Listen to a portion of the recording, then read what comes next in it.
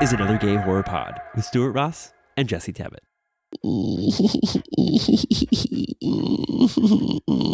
Hi, Jesse. Hello, Stuart. How are you doing Stuart? How are you doing this week? Stuart. I'm doing well. It's been a pretty manageable week. I'm still reeling from a very butch activity that I engaged in yesterday. I went to an NCAA men's national, I guess national, that's what NCAA indicates, but men's volleyball game. Actually, I went to two games. The semifinals and championships are this weekend. That's exciting. So it is exciting. It was I honestly UCLA. didn't know men played sports. Fuck off. Fuck off. I only the only people I hang out with who watch sports are queer women, and they're not like men's volleyball. Well, along those lines, I went with a queer woman yesterday, so that tracks absolutely. Friend of the pod, it was you and a bunch of gay guys and Skylar. No, it was me, our friend Sean, and Skylar. So, well, Sean kind of counts as a bunch of gay guys because he's tall. So, yeah, I actually also identify as a bunch of gay guys as a singular person. Me too, I guess. Yeah. They, them, but not non-binary, just size. They, them, because we're above 6 foot. Speaking of tall, Jesus Christ, those volleyball players, I mean, we're talking 6'10", 6'11". You would have been gagged. It is like whenever I meet a gay guy who's like 2 inches taller than me, I'm like, are you taking me home? I don't know anyone. Like, carry me home. I don't have anyone in my life that's as enraptured by height as you. And I mean that in I'm a not loving... enraptured by height. I just exist as a person who exists in tall body.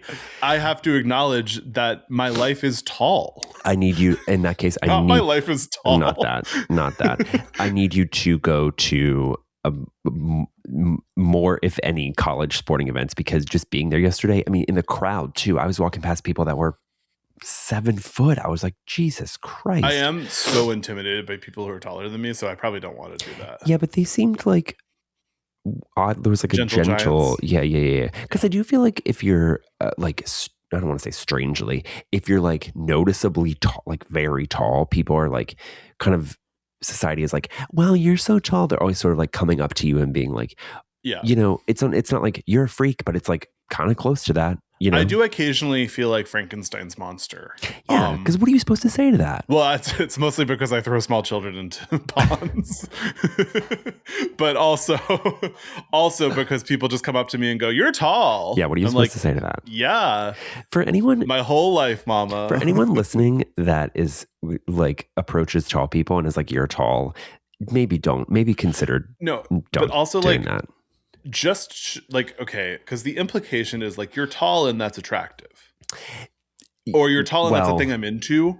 Nobody comes up and says but like, say it. Depends. Honestly, or just be like, you're tall and I think you should be out of this space because you're too tall. Depends on who's saying it. Obviously, I feel like. God, I hope none of my coworkers are listening, but like anytime I encounter a coworker IRL, they're like, wow, you're much taller than I pictured. And I'm like, well, yeah, obviously that doesn't translate on Zoom because I'm not standing up in a way that you can gauge my height. But like, I'm just like, yeah, I'm tall. Like I took a shower today. What am I supposed to say? Because we're mostly Zoom friends now. Yeah, that's true. And when we went to Sam Pancake Show a couple weeks ago with a fellow podcast guest, Edson Montenegro, we were standing and I was like, Jesse is kind of tall. I think I'm deceptively tall. I think I'm not beating only thinking about height allegations. No, here. You're not. You're really not. But I think people don't. I think maybe my personality doesn't sort of like come across as someone who has. I don't exude. No, you don't give tall energy. I don't give tall energy. Yeah, and that's fine. Honestly, it's probably for the best. I know. You're not beating the tall allegations though. Being tall is a burden. Listen, girl, in a travel, whenever you're traveling capacity, yeah, it is a burden. Yeah. It's a fucking burden. Have I told you how me and Chris sit on planes? Maybe. Remind me. It's not next to each other. Really? We'll either sit across the aisle from each other, both aisle seats, or we'll sit window aisle and hope that a small stranger sits between us. Oh We my once God. never acknowledged each other on an overnight flight to Boston with a stranger sitting between us, except for right at the end when I had to grab something from him. And the woman goes, "You guys know each other?" And I was like, "We're literally married. But That's we're too incredible. tall to sit next to each other." So Sure. but now we're just aisle, and then we can sort of talk a little bit more. There has to be some sort of discount program for couples who are like very tall, and it's like, you please like give us that extra seat, you know? Yeah. I actually think tall people should get extra legroom for free. Yeah. It's not, Because it's a like burden. I literally am too, except for JetBlue, which will go under any day now, which is really nerve wracking given my summer plans. You think so? Yeah, they've said like, oh, they're gonna get I think they're gonna get a bailout. I don't think Spirit got a bailout. Gas is too expensive. I feel like though for Spirit, it was like a little bit of karma. Like, yes, it was expensive, but like Spirit like really burns a lot of people, including myself. Yeah. So you know Spirit was a house of cards of just like one thing it needed to happen to ruin it. And I always thought it was going to be Buzzball prices going up. I thought as soon as Buzzball prices got expensive, they're like, well, we can't do this anymore. We're primarily a Buzzball seller. Spirit said we're headed to the clouds in a death capacity, not a fly capacity. But yeah, I can only fly JetBlue because they have the most legroom and coach in America. Oh, I didn't know that. I like JetBlue. I've only flown them like once or twice. Yeah, well, they fly a lot from LA to Boston and LA to New York, which is basically the only places I fly. Sure. So sure. Okay. Well, here's to hoping they don't go under for tall people's sake. Yeah, the struggle is real. JetBlue as a company, if you're listening, yes, let us know what we can do to help you. Be a tall ally. I'll buy you another ticket. I don't know what to tell you. Yeah. I guess we can talk about a movie. I was gonna say, I normally ask you how you're doing, but I feel like we covered that in our height discourse. I'm good. Yeah. Okay. I'm tall. First, before I'm an American, before I'm a husband, I am tall. Yes. I'm good. I'm still working on that movie. Yes. It is hard but fun. We're at this point about halfway done filming. Exciting. And yeah, I'm just working and recording a podcast. That's all I do. So nice. Remind us what genre the movie is. Thriller. Okay. Relevant to us. Stuart says as a question. Thriller. Maybe it's like a pseudo thriller. Conspiracy. Okay. LA. Suspenseful. Suspense. Okay. Kind of romance. Okay. So it's got a little something for everyone. It's got some words. It's got words. It's a movie. It's a movie. That's exciting. What I do as a organizational paperwork jockey, I sometimes forget I'm making a movie entirely. Mm-hmm. Here I can't because I have to go to set all the time to do shit. Right. But like sometimes I'll just be like in an office and I'll be like, oh yeah, I'm making a TV show. I thought I was just doing paperwork. I don't know. Do you think that's for the best though? Because you would be like distracted. Because I mean, we love movies and TV so much. That's what this podcast is dedicated to. But I feel like I would be like the minutia of it all sort of like helps in a way that is not distracting. Like I'm able to like focus on the work as opposed to being like, I'm making a movie. It is, I mean? Like you would do eventually just like, it's not cool. Yeah. It's a job. It's so normal. Like just across, like even Star Wars. Yeah. Like when I worked on Star Wars, like 3 weeks in, I was like, oh look, there's a lightsaber. Because here's the truth, babe. Listeners, we live in a capitalist society and you got to put bread on the table, you know? Yeah. You got to put bread on the fucking table. And if that means doing paperwork all day, you got to do what you got to do, you know? Or if that means being a working actress in 1994 Hollywood with a husband who does special effects. Great segue. That's another way to live. It's a great segue. This week, we're talking about Wes Craven's New Nightmare. We have skipped 5 Nightmare on Elm Street movies to the 7th. The only one that's really the only ones that are really relevant are 1 and 3. Right. Yeah, they just sort of make fun of the diminishing returns of the franchise, but they're not like you got to know about the twist that happened in Nightmare on Elm Yeah. Street 6 to get this movie. I mean, to that point, I think maybe you could even skip 3. Like, I think maybe Yeah. just 1, knowing that Nancy is fucking in the movie and that Wes Craven is like started the franchise. I don't really know that you need to know anything Yeah. else. Freddy, Yeah. obviously, you need to know about him, but Miss Kruger, if you're nasty. Miss Kruger, if you're nasty. I also didn't realize this movie came out before Scream, so this walked so Scream could run, which is really exciting. Like this movie is really like almost a rough draft of a lot of what's dealt with in Scream. Do you think this movie's underrated because of that? No, I think it just like I think if this movie had come out in 1998, I think Scream realigned how people watch horror movies. Scream really is like the boiling point of how self-referential people could see movies being. Right. And like if this movie had come out after Scream, it would have been considered super derivative, of course. Sure. But like this is in some ways the Nightmare on Elm Street franchise's Halloween H2O. Yeah. In that it is like creators thinking about the effect of the franchise and the effect of how like it's. Yeah. Well, also Scream obviously wasn't an established IP, so I think maybe this being the sixth movie in the franchise, seventh, Jesus, and I'm sure people were like, oh, but at this, they're probably like, this series is washed out. We don't need another one. Well, and at this point, the sixth movie in the franchise is called Freddy's Dead: The Final Nightmare. And they kill Freddy. Honestly, I mean, they kill Freddy in every movie. Yeah. But like the sixth one, they were like, we are killing Freddy. And they're like, I mean, all 7 of these movies are released in 10 years. Crazy. Also, like, good on Wes Craven for being like taking back the reins and like, yes, one last time, and like really like just fucking highlighting the movie making and like, I don't know, calling out studios and like being sort of unafraid. You know what? It's giving Matrix. Matrix Resurrections. You like that movie, right? I like that movie. I don't not like it. I think I need to watch it again. I think for me, I think it's well written, and I think it does some really cool things. But the Matrix, excuse me, the original Matrix trilogy is so visually stimulating and has such a distinct identity that honestly, like, made me fall in love with movies. I think I wanted more of that. Yeah. And to be honest with you, maybe that was the point of Resurrections, is like, we're not going to give you more of that. Like, we're going to mix it up, which I respect.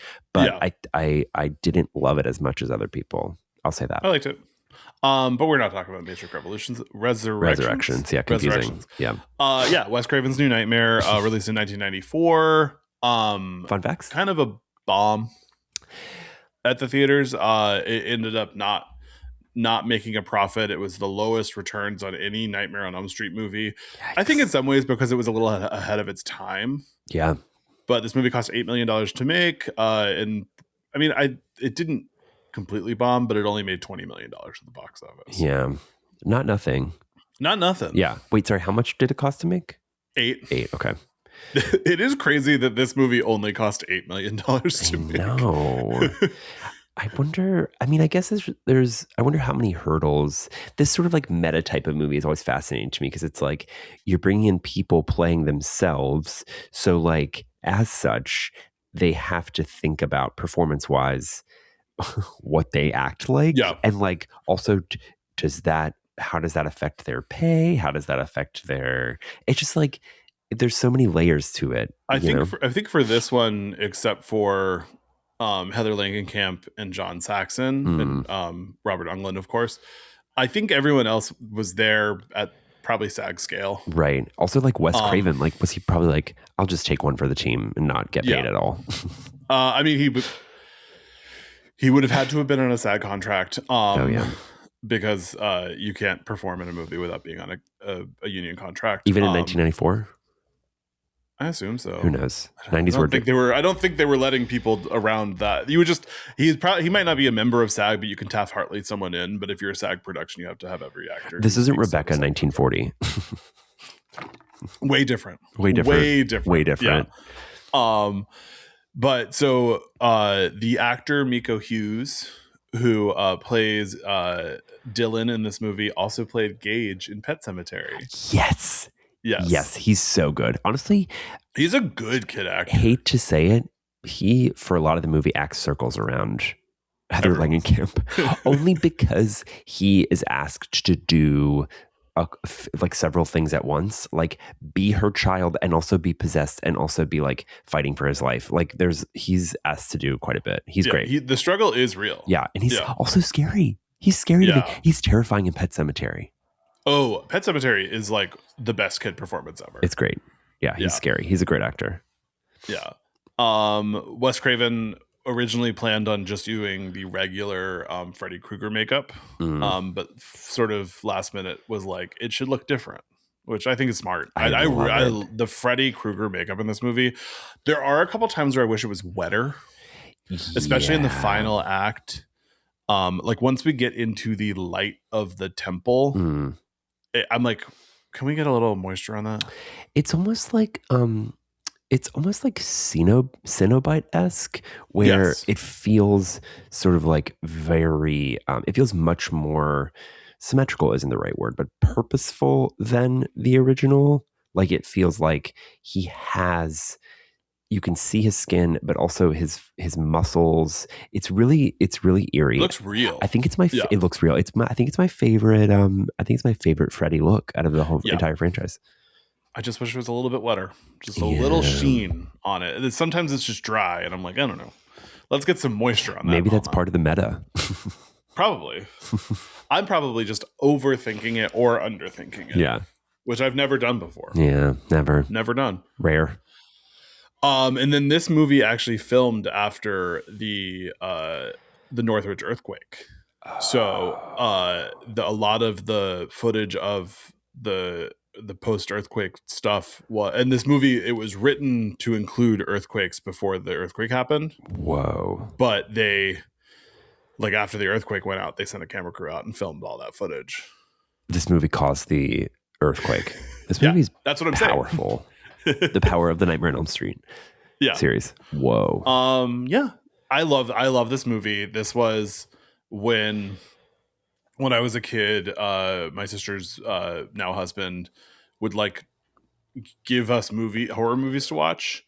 And when he dropped off the Nightmare on Elm Street movies, he just dropped off 1, 3, and 7. He's like, you don't have to watch any of the rest. I mean, makes sense. He was not, I would describe, wrong. I mean, I love 2, but like, I get why he was like, 2's weird. Yeah, 2 is very peculiar. I mean, and then 2. 4 is crazy. I can't wait to watch the rest of them with you, but like 4 is crazy, 5 is fun, 6 is bad. I think I haven't seen 6. Rennie Harlan did 5, right? He did 4. He did 4. Okay, I think that was the last one that I saw. Or sorry, I've seen outside of New Nightmare and the Platinum Dunes remake. I basically haven't seen 5 and 6. Yeah. Freddy vs. Jason. Oh wait, I have seen Freddy vs. Jason. I love Freddy vs. Honestly, Jason. Freddy vs. Jason fucking rules. We should have gotten to Freddy vs. Jason 2, and the fact that we didn't is to this day. Listen, I never say never. Never say never, because listen, movies are back, baby, and I feel like there's a world where if Alien versus Predator can be resurrected, Freddy versus Jason, it's only a matter. Are they doing another Alien versus Predator? I think there's talks. I think the streets are saying. I want my aliens and predators. I like that they interact with each other. Yeah. But I don't need. I kind of agree, because they've since I feel like respectfully, Alien versus Predator Requiem was a blow, and since then it's been course corrected. So both franchises. So to your point, both franchises. To your point, I feel like them coming together again would send them in a nosedive. Sort of like. Okay, oh, go ahead. I know I just said very definitively I don't want this, but Predator Badlands 2, them versus Xenomorphs. Yeah. That would be great. That would be great. Predator Badlands. That little dude in Elle Fanning just like running through. I assume we're getting another Predator Badlands because of the ending. Didn't make that much money though. It made a profit, sure, but I also think for Disney, if a movie makes some sort of profit in theaters, then it can live on Disney Plus and get watched a lot. Right. That's actually a movie I should put on my list to rewatch because It's I haven't awesome. rewatched it since I theaters. actually just rewatched it. It's fucking awesome. It's also like such a fresh take on. Also, no human blood is spilled in the movie, No, which is crazy considering how smart. violent the Predator franchise is. But yeah, it is smart. Dan Yeah. Trachtenberg, who's fucking doing it like him? I would King. also, I've talked about this several times, but I'm going to say it again. The animated Predator anthology movie, Predator, fuck, what is it called? Oh my God. It's on Hulu. It's a Hulu exclusive. Killer of Killers. Killer of Killers. Rules. Really good. Rules. Yeah. So, all that to say, Alien New versus Nightmare. Predator. All that to say, New Nightmare. Yeah, all that to say, New Nightmare. New Nightmare. Should we hop into it? Let's get into it, baby. We start with a cold open where we see a new robot Freddy Krueger glove, which is so cool. Yes. I love the behind the thing. I think I've always loved about this, because even before I moved out here and worked in movies, I loved the making of movies. I was a big like behind the scenes features boy. Shocker. You don't say. I was watching the DVD special features as a child. Yes. And so like seeing the behind the scenes of this new Nightmare on Elm Street movie being made with Wes Craven directing and Heather Langenkamp there with her, and Heather Langenkamp's real life husband is a special effects person. Not in this movie, but like in but he did the special. I think he did the special effects for this movie. Oh, that's cool. But so they did take a lot of stuff from real life for this movie, right? Including so they I guess a bunch of the original creators in the years since Nightmare on Elm Street were all having Freddy Krueger dreams. Shut up. Well, and Heather Langenkamp had a stalker in the 80s. Oh God! So this movie literally took elements of their lives and put them. No, this is such a weirdly personal movie for being a Freddy Krueger joint. I mean, to have Freddy Krueger nightmares if you're working on the movie makes sense, right? Because everyone has nightmares and / dreams about their work. If you're in a workplace and it's stressful and you're day in day out, it's going to seep into your subconscious. Yeah, it's not to be like not for me. You know, I have to contradict the woo woo allegations. You know, I have to say. You don't have to contradict anything you don't want to contradict. Live your life, Jesse. I have to say, woo woo, stepping away.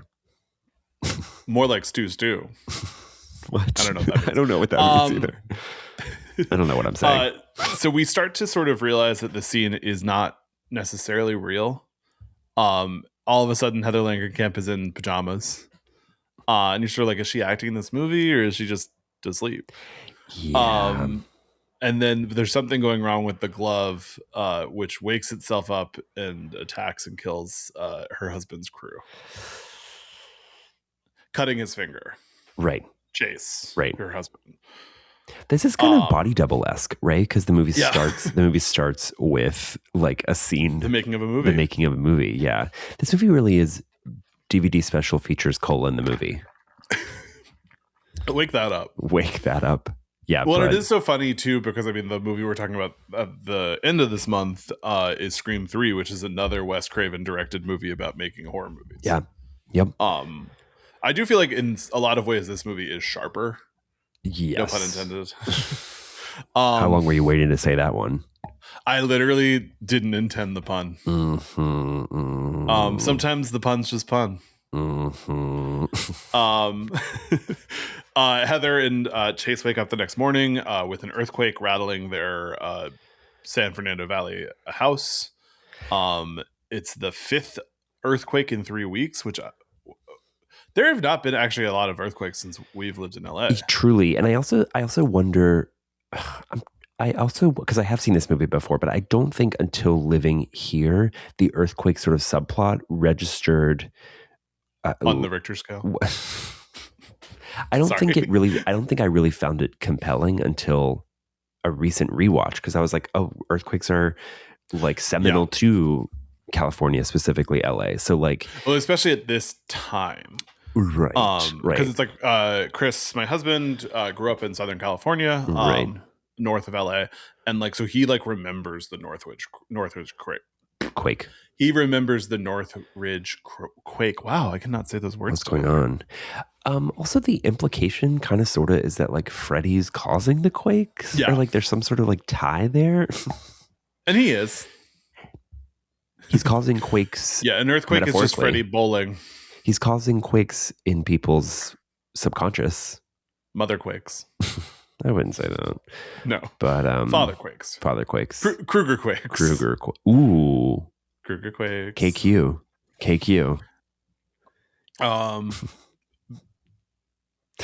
Anyway, she wakes up. She's like, whoa, what's going on? She's frazzled.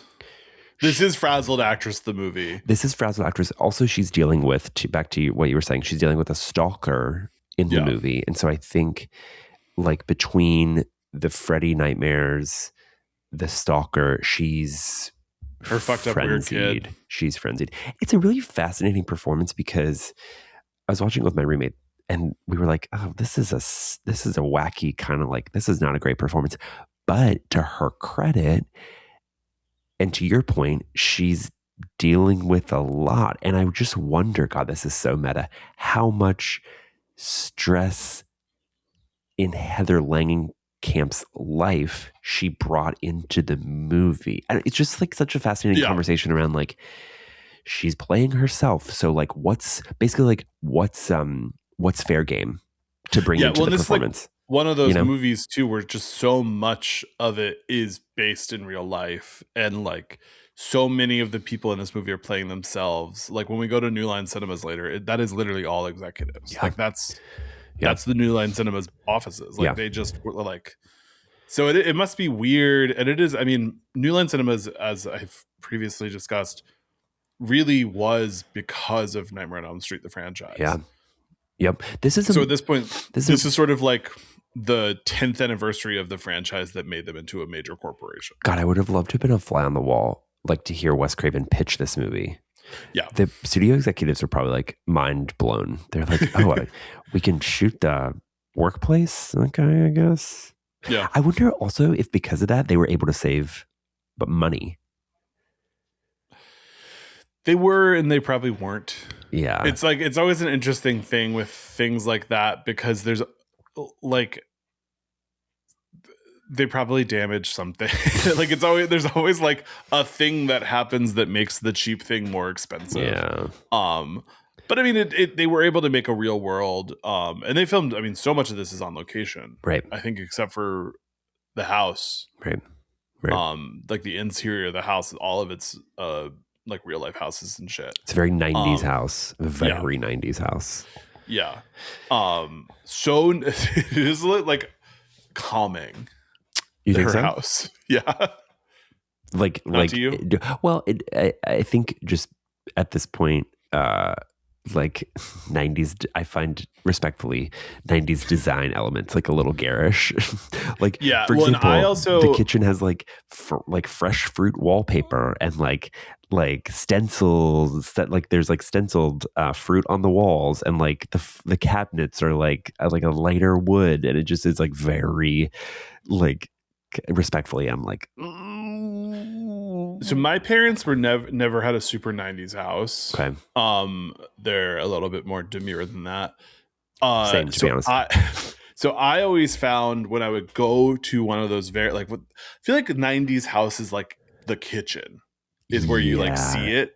And like, I feel like when I would go into someone's like very over designed, it is a little bit later, but like Tuscan style kitchen or like farmhouse style kitchen. Yeah. And you just be like, glad it's not mine, but I'm happy to be here. It reminds you of your childhood.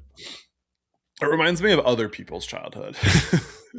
Ooh, you're nostalgic for memories you don't have. Yes. Interesting. So we get a stalker phone call that's doing the Freddy voice. Mm-hmm. Scream vibes. And then Scream vibes. And then Chase drives away, her husband, to go film a commercial in Palm Springs right as the stalker call happens. He's pretty hot. He's really hot. Good for you, Heather Langenkamp. Yeah. We're proud of your movie husband. The actress and the character. Yes. Where does the actress and the character begin? I know. And then, ooh, that's gonna be the copy. That's gonna be the copy I send you. Where does Stuart end and Jesse begin? Oh, Dylan makes his oatmeal look like Freddy Krueger. Oh yeah. And she's like, stop playing with your food. She's so mean to him in this scene too. Yeah. Where she's like, stop playing with your food. And she's like, actually, you're done eating. She's like, I saw you in Pet Cemetery and you're not going to fucking come for me. She's like, your cunty little dress. I don't think so. I don't think this household is Christian and we do things a little differently. Yeah. In this household, we don't even have well, actually, they do go to a cemetery. Yeah, that's true. I also forgot. Yeah, I forgot that about the oatmeal. There's also like a flashback to it later in the movie. And I'm like, what was that? What is that? Oh, yeah. He did eat oatmeal. Yeah, exactly. Hashtag never forget. I love oatmeal. I love hashtags. Similar. I'm actually not a big oatmeal. I like an overnight oats more than an oatmeal. Growing up, I used to have oatmeal and I would put like maple syrup in it. Oh, yeah. Well, that's 90s. Yes. A breakfast that's entirely sugar. On top of that, it was like the oatmeal packets that was like raspberry. Like it was like the actual like health benefits of it like were like slim to none.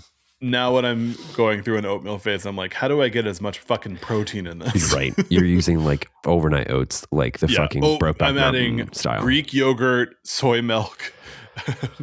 I live my whole life protein maxing, but you're yoked. Flexing off camera. Listeners, trust just imagine why. Oh, it's Freddy Krueger arms. So Heather is going to do. It is fun getting to call her by her actress name. It is fun. Heather is going to do press for the 10th anniversary of the original Nightmare on Elm Street movie. The PA, well, she has an awkward encounter with the limo driver who's like creepy. Yeah, he's real weird. He like won't stop talking about Nightmare on Elm Street, and she just slowly closes the divider. Good for her. I would have done the same thing. I feel like limos fell off. I agree. Black cars are still a thing, but like I've never once, because like I request car services for people. I've never once had to request a limo. For they're cumbersome. There's always the option. They're cumbersome. Think about how long they are parking them. They're kind of garish, to be honest. Yeah, although people just want like SUV black cars. So it's like, is that really that much smaller than a stretch limo? I also feel like weirdly you have more space in like an SUV, like at least height wise. So like. I don't know. I'm not mad that limos fell off. And one time when I first moved to LA, you know the McDonald's near Crown Heights? No. No, not Crown Heights. Crescent Heights, the street that turns into Laurel Canyon. Yes, I do, because I lived on Crescent Heights. Yes, I do.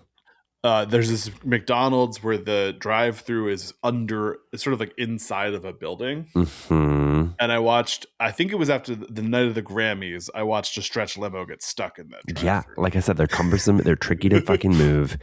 Like, yeah, I completely see how they fell off. So yeah, sorry to a lot of all of those who have a limousine business. Yeah, all of our listeners who are stretch limousine drivers, we honor your struggle, and we hope that you have found gigs since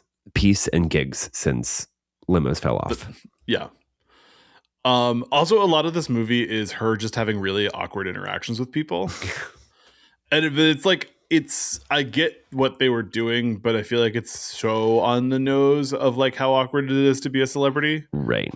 Because it's true, but like all of the performances, I think some of the problems with her performance is everyone around her is going to like 14 on a scale of 1 to 10. We have the limo driver who's weird, the PA who's crazy.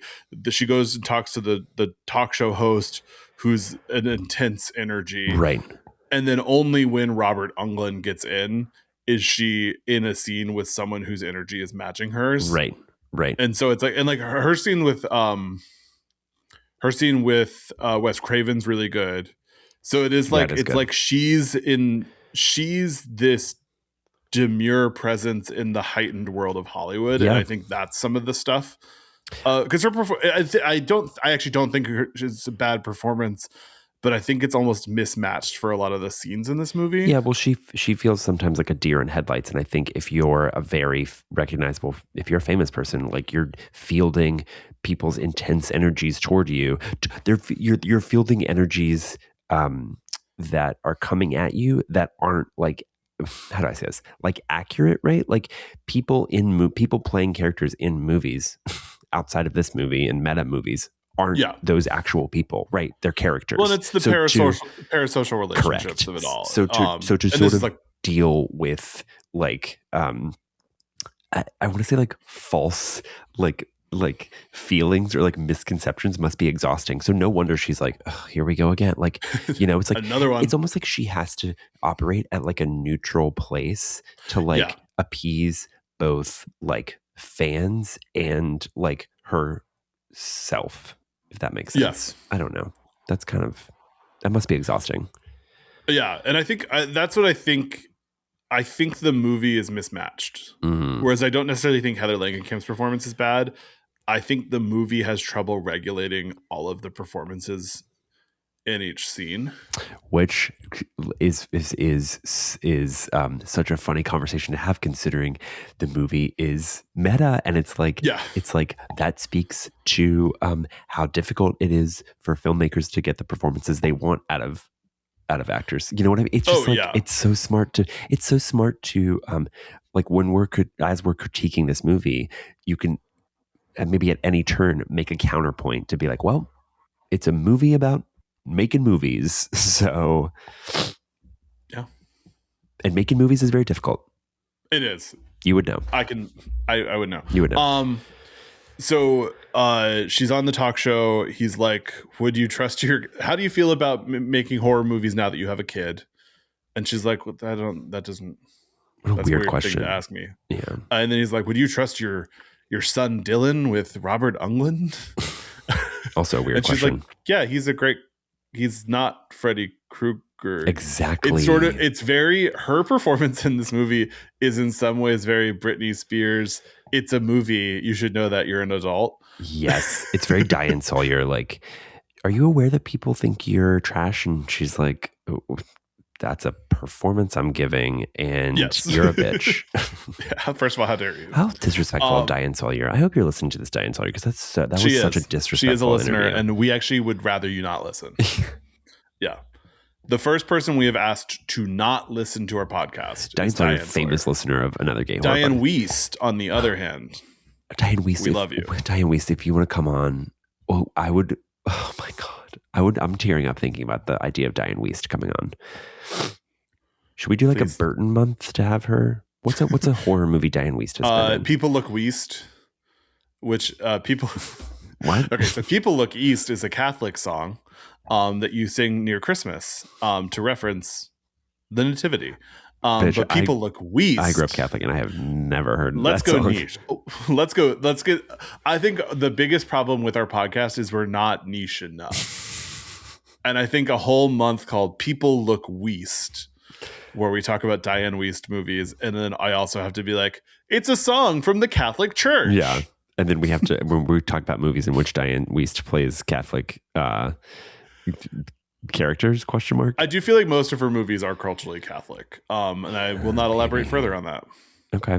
All right. Freddie We're a little tangenty today. Speaking of Catholic Diane Wiest. Speaking of Catholic Diane Wiest, Freddy Krueger dances on talk show. Yes. And then we see her and Robert talking outside, sort of like catching up. And I think this is the first point where he's like, have you talked to Wes lately? He's working on something. He's doing a work. He's cooking. Yeah, he's cooking in his kitchen. And then Bob Shea calls her. That's who that is. Okay. Yeah, who's the head of New Line Cinema at this time. The previous husband to Lynn Shea. No, brother. Excuse me. Sorry. Yeah. Also, Lynn Shea is in this movie. Brother of Lynn Shea is in this movie. Mm-hmm. Bob Shea, who is the bartender from Nightmare on Elm Street 2, playing a not canonically gay bar person in this movie. He's just playing himself. Okay. Copy. And he's sort of pitching her on wanting to bring back the franchise. Would you say wake up the franchise? Wake that sleeping Krueger up. Exactly.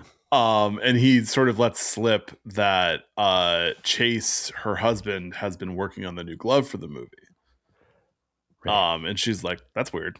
That is weird. That's kind of weird. Actually, that's not weird at Yeah. all, to be honest. It is weird that he didn't tell her. Yeah, that's weirder. That's probably the weirdest part. Yeah. She gets home and finds her son having a seizure. Yikes. And his dinosaur is cut up like Freddy attacked it. I know. This dinosaur is like a kind of a character in the movie in and of itself. It's the fifth girl. It's the fifth girl. And Yeah. the babysitter, I'm jumping ahead, but like sews the dinosaur using red yarn. So it actually looks worse. Yeah. It looks like it's been like cut with blood. Open. Yeah. She tore with that one. She actually Literally. plays a mom. That actress plays a mom in the Scream TV show. Wow. It's all connected. It's all connected. Her web connects them all. No movie's tagline has been more influential on how my brain thinks than Madam Web. I say her web connects them all once a week. We somehow have to figure out a way to cover Madam Web. I mean, I plan on doing this podcast until we die. Until I die. So inevitably we're going to get to it. So inevitably we're going to run out of horror movies and we're just going to have to be like, the Sony Spider-Man movies that weren't Spider-Man movies were horrific. Let's talk about them. Well, and there also is the Peter Parker. There's like he slowly becomes a spider, so that's like body horror. So like, which I actually think might be a plot line in Brand New Day. Ooh. So we could do Madam May of Madams. Madam Web. Madam Web. Love it. Listeners, if you agree, slide in the DMs. Yeah, call us. If you want us to a year from now cover Madam Web, subscribe to our Patreon. And enough of you do, we'll do it. That's a stretch goal. Crossed. When we hit $200 on Patreon, we will stop whatever we're doing and talk about Madam Web. We will do 6 months of Madam Web coverage. Yes, we will break it down scene by scene. Okay. New Nightmare, a movie that I cannot stay on track with. I know, my fault. That's my fault. So she calls Chase and is like, "Hey, are you working on a new Nightmare on Elm Street movie?" And he's like, "Yeah, they asked me not to tell you until you could talk to Bob and Wes about it." And I'm like, that's not a good husband. No. And I feel like it's all, but that being said, I do feel like that's very industry coded. Like, keep it hush hush. Like, don't, but then again, I tell my husband everything. My NDA is NDA. Yeah. People, if you're married, it's like, you might as well just. It's bedroom talk. Exactly. Postcoital conversation. Yeah. I'll just be like, "Did you hear that this happened?" And you'd be like, "No, you're the only person who would tell me that." No, I didn't hear. Well, it did. Heard it through the grapevine. So she's talking to Chase and he's like, "There's been another phone call. Also, Dylan's being weird." And he's like, "There's been another phone call. I'm coming back." He's like, "I'm going to drive 3 hours back to you," which, to be honest with you, is pretty crazy because if you're, I don't know, I'm just like, that's crazy. I mean, he's a good father because of that, but like, whoa. Yeah. To drive 3 hours, like in the middle of the night, good for him. Good for him. And in this scene on his truck, we see the new glove he's working on. And then when he's driving away, we pan back and the glove is gone. Oh my God. The glove is gone. The glove is gone. Chase is driving home, singing "Losing My Religion to Stay Awake," which is very me coded. But Freddy's glove does stab him in the chest and he drives into a wall. It's a pretty brutal stabbing too. Yeah. This movie there's actually not a ton of violence in this movie, but when it's violent, it's violent. This movie, this moment really is like Addams Family coded, you know? Yeah, there is a lot of moments where I'm like, dun dun dun dun. Sure. Well, it seems like this movie, Freddy's hand more than any other entry in the franchise is like crawling around doing deeds on its own. Well, and it's also, I mean, for this movie, this is the least we see Freddy, actually. I know, and that's we really the biggest critique. We don't see Freddy over an hour into That's this probably the movie. biggest critique I have is there's not, for me, I needed more creative Freddy kills, right? I mean, Jesus Christ, one movie in the franchise, he's like, he turns into like a carnivorous caterpillar, or sorry, a roach. He So turns like, into a weed. He turns into a weed caterpillar in Freddy vs. I Jason. feel like the most creative we get here is like, he turns into a giant ghostly puppeteer and over a highway plucks her Well, son. he opens his mouth real big. That's true. That's a pretty awesome scene, actually. Yeah. But yeah, her husband gets fucking killed. Yeah, and we also at this point it's intercut with um we have she's reading at Dylan's request Hansel and Gretel, Yes. which is the beginning of another motif, which is sort of like nursery rhymes as like part of the lore of what Freddy is now. Right. Which is like a bedtime story. Yeah, Literally. Yeah. literally. So okay, this is where I noted that her doorbell is the NBC chime. No, it's not. Dun dun dun. Oh my God. You think that was intentional? I don't know. I think it probably was just like a doorbell noise. I don't know, but it happens twice in this movie that there's the NBC chime as her doorbell. I mean, the movie is a meta masterpiece. So like Yeah. maybe it is But there's no intentional. synergy between NBC at this time and New Line Cinema, Yeah. or still to this day. Yeah, I don't know. You know what? Maybe this was on the NBC lot, or there was something like NBC related about this Probably. house, and they were like, "You can use this house, but the doorbell has to be the NBC jingle." And that's honestly a deal I'm glad they made. Yeah, they should do more deals like that.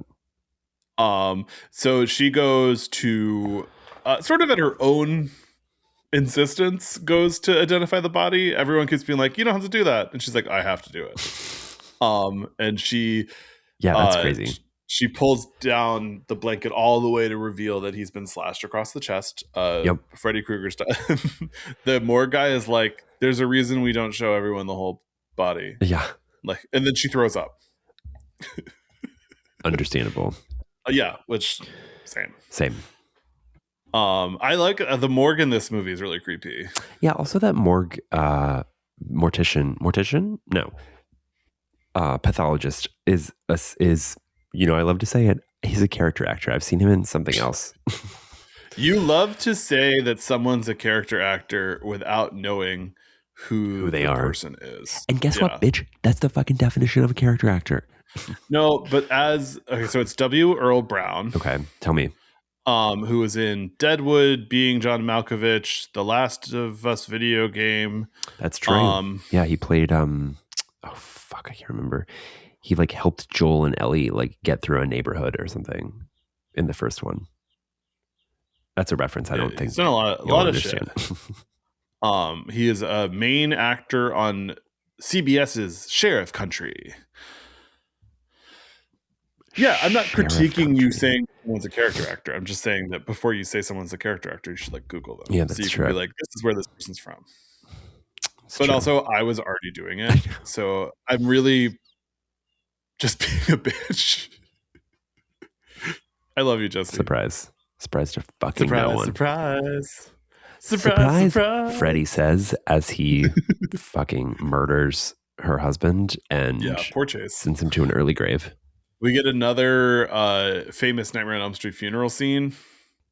Yep. It features the actress Tuesday Knight, who's in A Nightmare on Elm Street 4. And the actor Nick Corey, who is in A Nightmare on Elm Street 1, who plays Rod, the second victim of Freddy Krueger.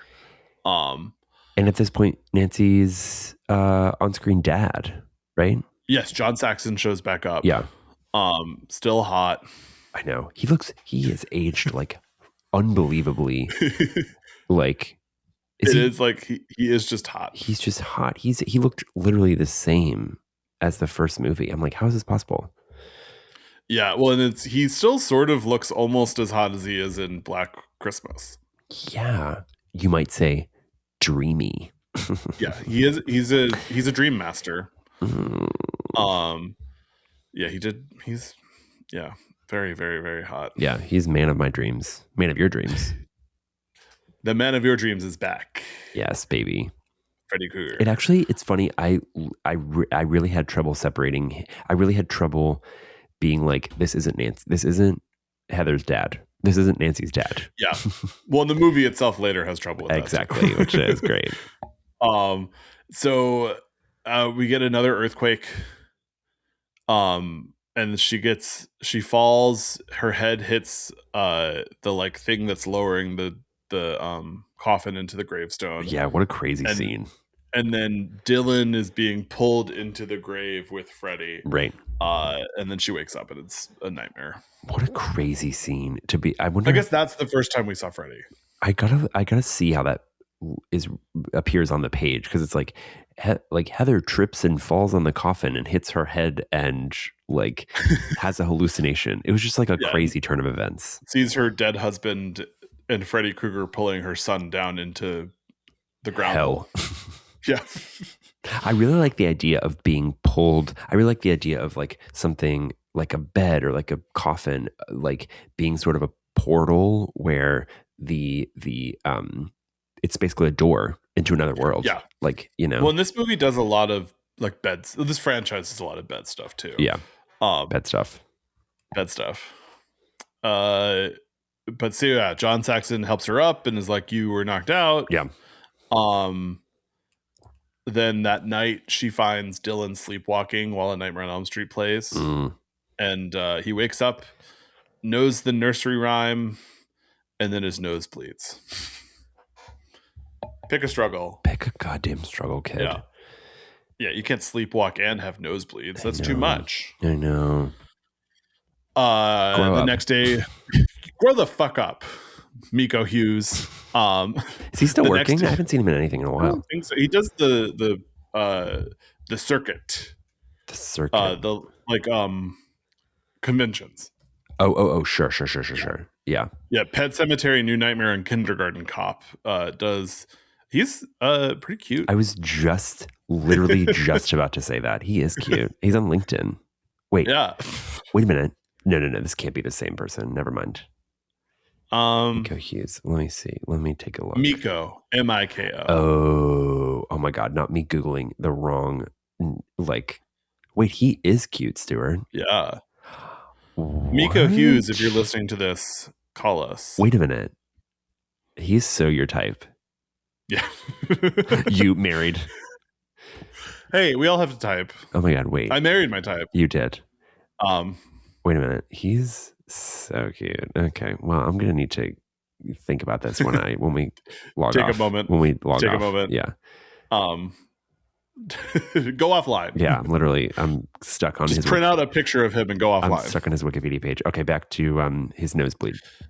Nosebleed. The next day, John Saxon and Heather Langenkamp are talking about how she's worried that a relative of hers died in an asylum of mental illness, and she's worried that that's been passed on to her and her son. Right. Which is sort of kind of Nancy Thompson's struggle in the franchise of like her mom was an alcoholic and her dad kind of sucked. Yes. And like trauma. Is this the trauma? But all while this conversation is happening, Dylan is climbing to the roof of the playground. Crazy. And reaching up. The music in this movie is also stellar. Yeah, it is. It's very operatic and it's very conservative on when it uses the actual Nightmare on Elm Street theme. Yep. But like the music in this part is like a raging opera climax of like him reaching towards God. And the music's going, oh. Yeah, as it should be, because he's literally like, I'm going to say 5 stories up. That's dramatic. He's definitely 3 stories up, and he's almost like a Christ-like figure. Yes. And Nancy clocks him and runs over as he jumps, and she manages to catch him. But it's crazy to me that neither she nor him are injured, because she would have broken a fucking bone. Especially considering that a full-grown adult in child's clothing is the thing falling. Yeah, exactly. Yeah, that's I love so insane. Because there is like there's a very famous stunt actress now, not very famous, but there's a stunt actress who she's like 4'10", Whoa. And she does a lot of kid stunt work. She must be She was booked who and we busy. had on Obi-Wan, but she did like all the Conjuring movies. And like, Wow. I wish they had her there because it's clearly just an adult man falling. And I'm like, the scale of a playground is stuck. Great. So they're not building a bigger playground to have an adult man fall so it looks like he's smaller than the playground. It is just like a normal size playground, and then this like 5'10" guy falling with kids' clothes on. Heather's like running over. She's like, I grossly underestimated the size of my child, and he's gonna she's flatten like, me. oh, she's like, are you 16 now? What happened? Wait a minute. Did my kid hit puberty mid-fall? I mean, it happens to most of us. It's happened. Listen, this movie's meta. There's a lot of possibilities. Yes. Heather is receiving burnt letters on pages from the Bible from her stalker, which I think is an escalation from phone calls. Seems to me like, yeah, that's gotta be traumatizing. Also, Traumatizing. like the Yeah. letters. Sorry, you mean literally letters in a it's a double entendre because they spell Letters are letters. They spell out something. I can't Yes. recall, but you know. I wrote it down later when it comes out. Okay, sorry to get ahead. It comes up pretty soon. Okay, but I haven't gotten there in my notes yet. She calls Robert Englund and she's like, "The stalker's back. Have you read the script yet?" And he's like, "No." But when I saw Wes at the funeral, he said he had only gotten as far as Dylan trying to reach God. I love this movie. I love Wes Craven writing what's happening right before it happens. It's also like it's kind of low key. She's never Medium. she's never sort of pissed at Wes like in the way. Stop writing. Yeah, she's never like, you're doing this and I would love it if you didn't. Yeah. Please stop. Yeah. And, and then Heather's like, "Can I come visit you?" And Robert Englund's like, "No, I'm busy." And he's just drawing a painting of Freddy Krueger. Yeah, he's definitely not helping in the self-involved king. He's definitely Robert Englund. Not helping he's not beating the manifesting horror for Nancy allegations or Heather manifesting horror for Heather. We have okay, so that night Dylan is sleepwalking and then Freddy's glub. I cannot talk today. Glub, I know what you mean. Glub. I feel like my tongue is heavy today and I don't know what that means. That's not a good sign. Yeah. But are you sick? Probably. Sick with sleep sickness. Sleep deprivation. I don't know where Yes. I was going with that. No, I actually remember a week or two ago when I confidently announced my GERD was gone? Yes. It's back. You texted me. You said it's back. And I think that's why my tongue is swollen. Oh God, this is gross. I'm cutting this. No, I mean, listen. I think maybe our listeners will find it relatable and they'll appreciate the representation. GERD sucks. It really it's my fault because I was taking a pill and I stopped taking it. No, as I always do, where I'm like, it's better now. I don't have to keep taking this pill, and then it comes back. It's not really how pills work. Nope. Some pills, not all pills. Yeah, not all pills. Not all pills. Don't generalize pills. Don't do it. Pills representation. So Heather goes down into the kitchen and finds that Dylan has attached knives to his fingers with tape. And he is trying to stab her, and then she wakes up and then goes down for real and finds that he's arranged the stalker messages to say, "Answer the phone," which the phone then rings. My notes in this movie are a lot of just like, this happens. Yeah. She answers it. Freddy's tongue comes out of it, and then Dylan has a seizure. Classic. This movie must have been very fun for Miko Hughes to. I mean, because he's like I said earlier, he's like kind of doing a lot, but it's taping knives to your fingers must have been. That's so fun, you know. But then again, he is like 7, so maybe it wasn't fun. I'm sure it was fun. We should try to get it. You know what? I'll GM him and say, "Hey, We'd love to have Pet you. Cemetery Mama. Pet Cemetery Mama. Wait, he's 40. Okay. Apple Good Valley. age. Okay. What's the last movie he was in? He was in 2021. Oh wait, no. 2019. The Untold Story. Whoa, He he's played uncredited radio DJ in Tropic Thunder. okay. In 2025, he was in 99 to Beat as a contestant. Okay. Food for thought here. And I'm thinking, I'll tell you that. I'm also thinking Nancy is struggling. he was in Caveman, the TV show, with Jeff Daniel Phillips, who is the original Geico Caveman, who is George's partner Edward's brother-in-law. George's partner's brother-in-law. Okay, got it. Yeah. And for context, listeners, George's Stuart's boss. Yes. He's the one who our backyard photo shoot from last year is in. Thank you, George, if you're listening. Yeah, we love you. We love you. He's not listening. It's fine. I actually prefer if people I know in real life don't listen to this podcast. I kind of do. This too. is for strangers. I kind of prefer that as well. This is you and I ranting at each other for an hour and a half about horror movies for strangers. This is a safe space where no one can find us, and when I say that, I mean everyone can find us. just like Heather Langenkamp, we too suffer from our public figures. Yes. God. Hospital. They go to the hospital. Lin Shaye is there. And then the doctor is like, "Are you showing him your movies?" This doctor's nuts. Lin Shaye is there. Lin Shaye is a nurse, by the way. Yeah.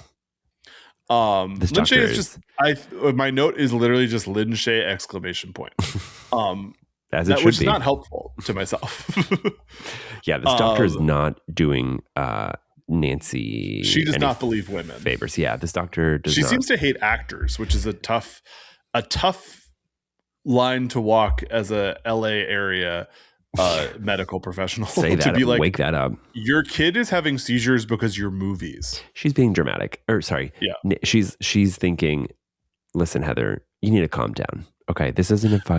This is a new nightmare. Sometimes I agree. You know what? I agree too. Outside looking in. I'll hold hands with you. I'll stand with you on that hill. Just you and I standing, saying, "Heather, calm down." Sometimes actors are dramatic. Yeah. Heather now drives to Wes Craven's house, and this is where all the B-roll from the actual Northridge earthquakes is. Do we know if this is actually Wes Craven's house? So I don't think so, because the house feels Malibu, and I know he lived in the Hollywood Hills. Got it. Okay. I think for him, he was probably like, "You're not coming to my house." Yeah, I believe him. I believe that. And then Wes sort of explains that he has come to the belief that there is this old demon who gets trapped within stories, and as the stories lose power, the demon gets released into the real world again. Which is crazy. Yeah. But I like how he's like, so I captured the demon with Nightmare on Elm Street, and then all these flop directors after me released him. It's also like, I feel like the opposite has, how do I say this? Stories losing power typically has the opposite effect on demons, right? It's like, to give the demon power, you have to talk about it, and you have to sort of like, engage with it. Well, that's Freddy Krueger logic in the movies, right? Which is as you lose interest in Freddy loses he power. Goes away, right? But this one is like the stories act as almost like a prison. Yes, whereas as the story is successful, the story itself keeps him there. Yeah. And it is sort of, I think it comes more clear as we go. The thought here is that stories like the Grimm Fairies tales previously, like Hansel and Gretel, previously trapped this demon into it. Right. And that's where we start to sort of see as the two stories overlap later in the movie. Right. I really like this movie. Yeah, it's cool. It's fun. I've been talking some shit, but this movie is really well made. Yeah, it's fun. It's a very interesting concept. Yeah, it's very watchable. how a director sort of contends with their works. That, I mean, Wes is a very sentimental, sweet guy, and I think the fact that he made all these horror movies and was so good at it is because of that. Right. It's a real movie for people who, one, love the franchise, two, love the movie making process, Yeah, three, love Wes Craven. I think yeah. it's, Or Love LA, baby. love horror, love LA. Yeah, Yeah. this movie's a love letter generally. Um, but then they're talking, and he's like, I think the only way to stop it is for you to return to the franchise, which is a really good way to trick your lead actress into returning to a role she doesn't want to play again, is to be like, the only way to stop your kid from being nuts is to do another Freddy Krueger movie. Yeah, he's like, you know what would help if you were in my movie? Yeah. And she's like, And he's right. And he should say it. And he should say it. But then everything that they just said is on the script pages on his computer. Love it. It's so good. Love it. This movie is like, I know earlier I was saying that it lacked some subtlety in some of the performances, but this movie on the whole is actually pretty subtle with how it interplays between the connection between the movie that they're eventually going to make and then the movie that they're experiencing. Right. Well, like, I think just doing like a quick shot of the screen to be like, that's exactly what they just said. Right. Well, smart. Also, once again, one of my biggest critiques is there's like not as many large set pieces. So no, that's I think this movie goes a long time without killing people. It does. So back to your point of subtlety. I mean, I think that's some subtlety. Yeah, but some of the a lot of the Nightmare on Elm Street movies, the early ones, it'll go an hour without killing someone because it's so much dream horror. Right. Okay. So, from Chase dying 30 minutes in, we go until an hour and 21 minutes for our next death. That's crazy. That's crazy. And I could see how that would really perturb some people who came to the movie expecting like a kill every 10 minutes or something. And according to Dead Meat's Kill Count fandom Wikipedia page for this movie, one of the 6 counted deaths in this movie is the T-Rex. And they were right to count it. They were right to count it. But 2 of the kills in this movie are Chuck and Terry, who die in the opening scene. Right. And then Chase died. This really is a movie about Freddy Krueger hating one specific special effects company. Yeah, something. Wes had a bad experience, and he said, "You're never going to work in this town again. It's over." Yeah. So she goes home and sees a news story that they've discovered the Chase's coworker's dead and the glove missing. Right. Freddy attacks her in a closet, and this is our first like really good look at the new design. Right. I love trench coat Freddy. Freddy in a trench coat for some reason. So cool. Yeah, trench coat is a really solid piece of killer attire. Yeah, garb.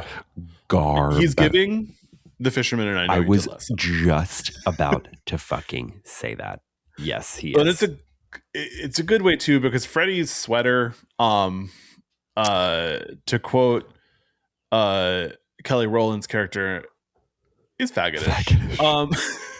You know what's crazy? To paraphrase, I didn't even think about that. Shamefully, I didn't even think about the lack of his sweater. So he's wearing it just under the trench coat, and I think the trench coat and the colors are more muted. They are muted, yeah. But like, I think it's a good way. Like, this is a good redesign of a character, unlike the redesign of him in the 2020 movie, which is bullshit. But like, this is Freddy Krueger, but updated for the realistic world that they're portraying. It also speaks to the story, quote unquote, melting away. So he's not as sort of confined by the way he appears on the page. Yeah, well, I do think if I were making this movie, I would have more Freddy, more deaths, but I would have the Freddy slowly become more movie accurate Freddy.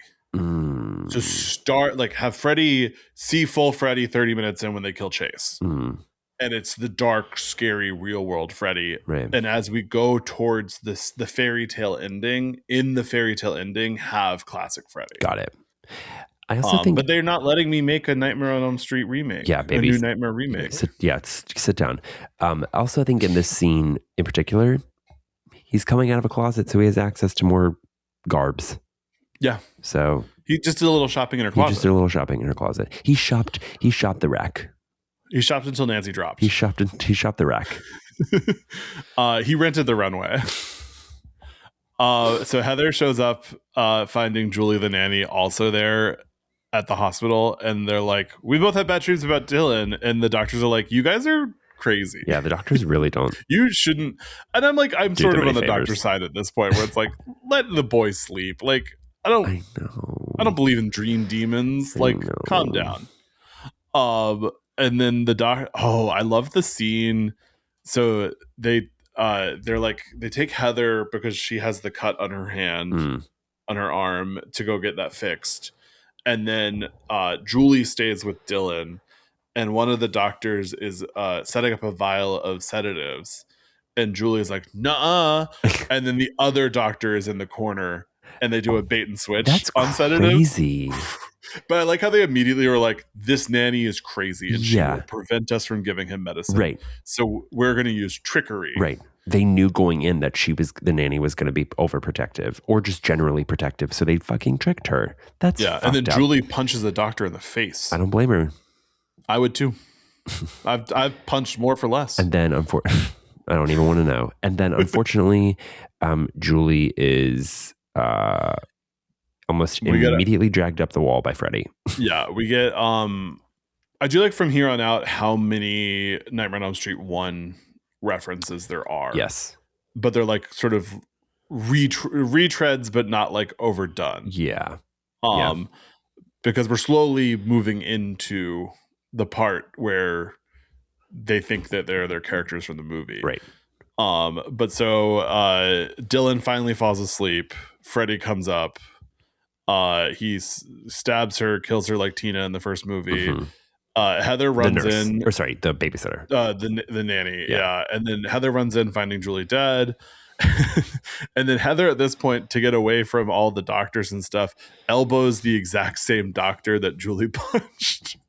They're just beating that woman up. Double homicide. But also, like, it should be mentioned that the medical staff saw the babysitter be dragged up the ceiling. So they're sort of like, okay, maybe Heather Langenkamp's not crazy. Yeah, they're in denial. It's like, let her fucking do her thing, people. Yeah. And then Heather's like, "Where's Dylan?" And they're like, "He has so much sedatives in him, he can't have gotten far." And she's like, "He sleepwalks." And then he crosses the highway. Yeah, I love this scene. This is probably my favorite scene in the movie.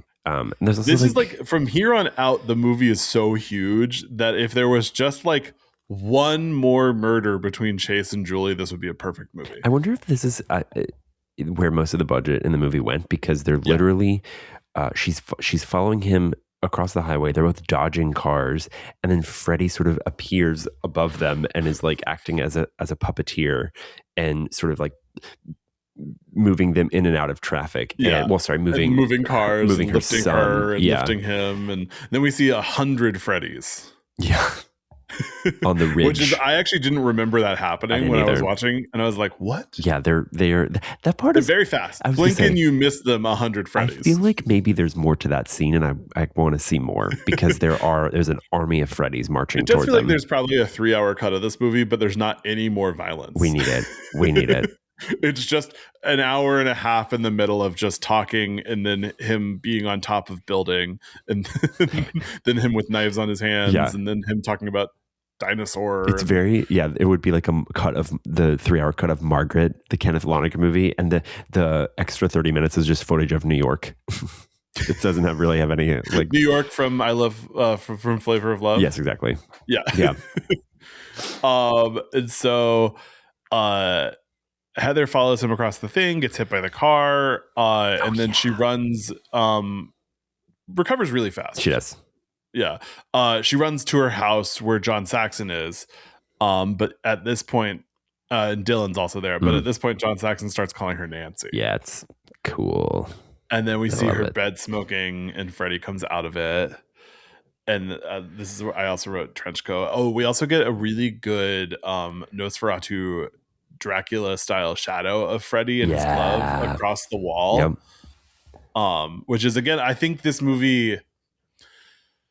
is the first time I've watched this movie since we've been doing this podcast, and I do think I think about movies in a different critical way than I used to. Because of the And podcast. because I have to think about I have to think about what I want to say about movies Sure. before we start. Sure. And I've never noticed how tied into the Hansel and Gretel it is, and how it's sort of showing us that, like, in this world, Dracula was probably a story that also trapped the demon. Yeah. And Hansel and Gretel was so it's like, so having him reference the shot from Nosferatu and Dracula is really cool. I mean, if that's the case, Dracula should be running around scaring everybody, you know? Yeah. Like, Dracula should be in the movie. Dracula, Freddy vs. Frankenstein, Dracula. wake him up. Wake him up. And so they go outside. By they, I do mean Nancy and her dad, or Heather and John Saxon. Yep. And she's talking about Freddy, and he's like, "We killed Freddy years ago. Don't worry about it." They're now in the reboot. Yeah.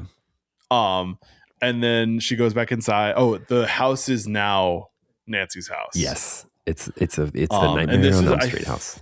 Think where we get the first playing of the classic Nightmare on Elm Street theme song. Makes sense. I think you're right. Makes sense. Yeah. And so this is where we really Hansel and Gretel out. I love this. Is my second favorite. Actually, this might be my first. This might be my favorite scene in the movie. She follows she follows breadcrumbs, quote unquote, but instead of crumbs, they're pills, sleeping pills. Yeah. All the way to her son's bed. And at this point, she takes like 5 or 6 sleeping pills. And I'm like, I think she just takes one.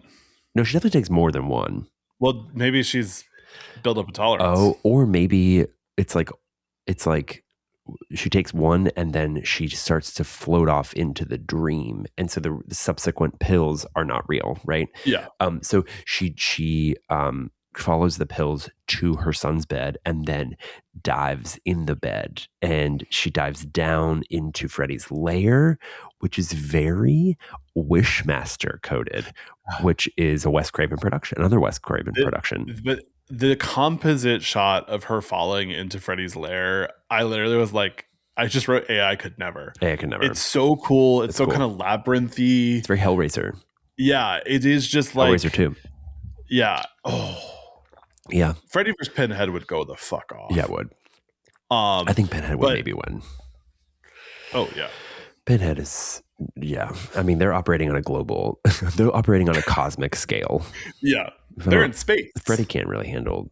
Freddy can maybe handle a neighborhood. Dreams. A neighborhood.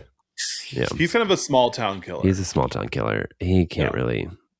Pinhead's coming out from fucking Jupiter, you know? Yeah. He's timeless. Timeless icon.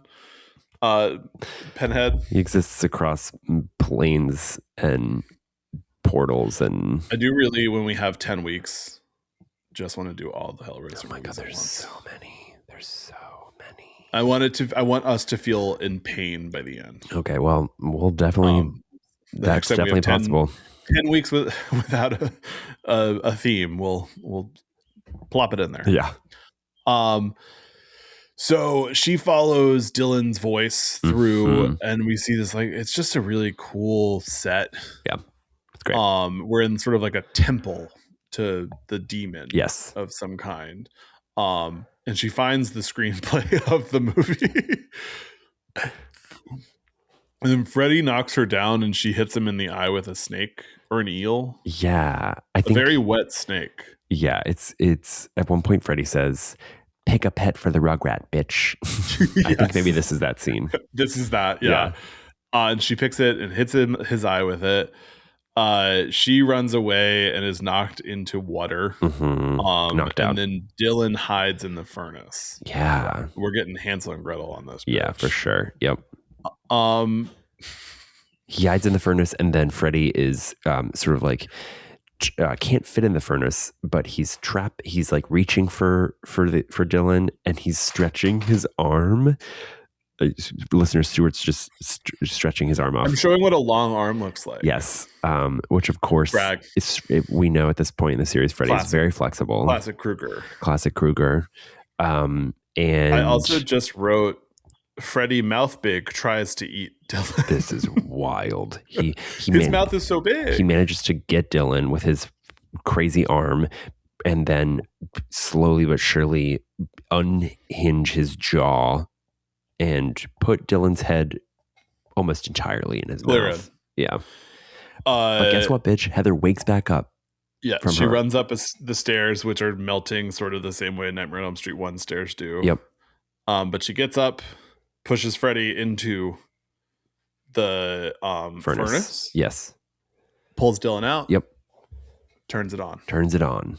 Enjoy hell. Hell is hot. Yeah. Bitch.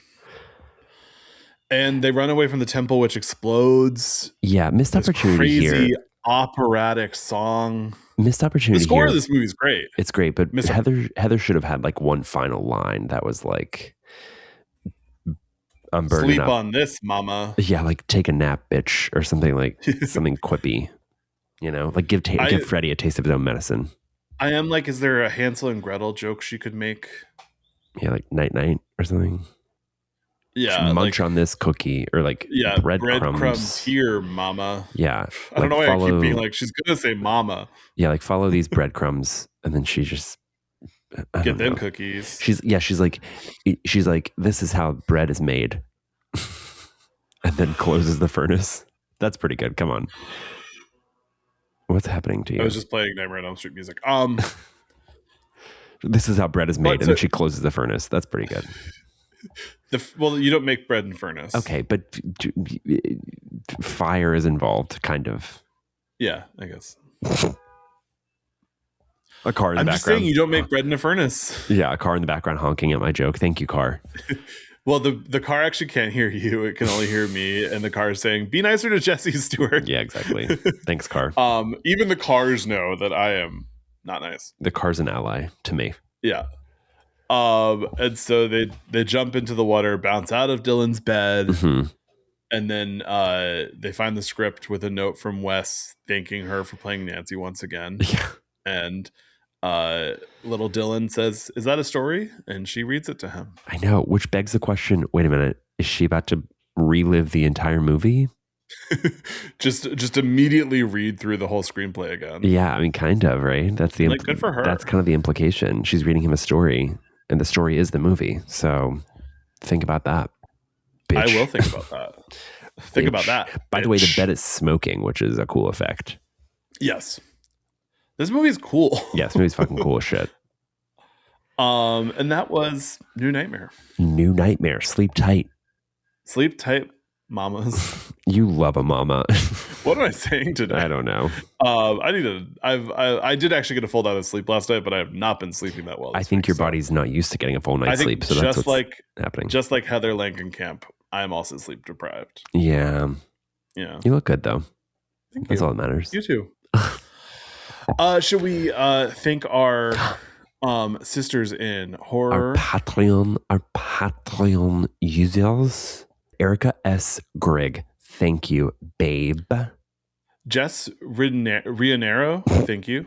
I like how those are both our individual very friends. Close friends, yes. And you and I both never pronounce it correctly, but we switch off sometimes. Wait a minute. Erica Scrigg. Erica, Her name is Erica Scrignoli. She's my longest running friend. Right. That being said, in my defense, her username is Erica S. Grigg. So, but you're saying her name is Erica Scrigg. Got it. Yes. Erica, if I'm fucking your name up, let me know. Quinn Lee, thanks, babe. AM demon emoji parentheses demon mode. Ray McDonald, thank you. Thank you, James Henry too. Scott Smith Girding, we love you. Robert Fontenot, thank you so much. And last but not least, Daniel Taylor, TYSM. If I thought you were spelling Taylor, and I was like, that's not how you spell TYSM is not how you spell Taylor. Come on, keep up, girl. Thanks so much. However you are supporting the podcast, but if you would like to support us directly. Patreon.com/anothergayhorrorpod gets you early access, exclusive access to our main episodes in video form.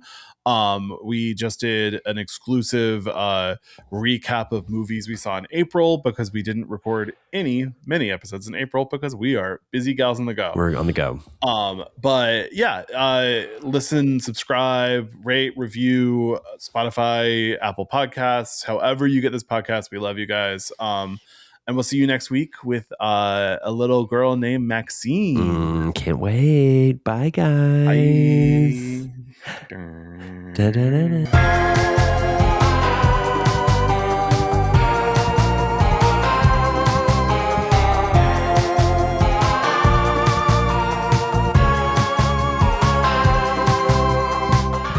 This podcast has been presented and produced by Stuart Ross and Jesse Tevitt. Edited by Stuart Ross. All recording equipment provided by Photo Booth Productions.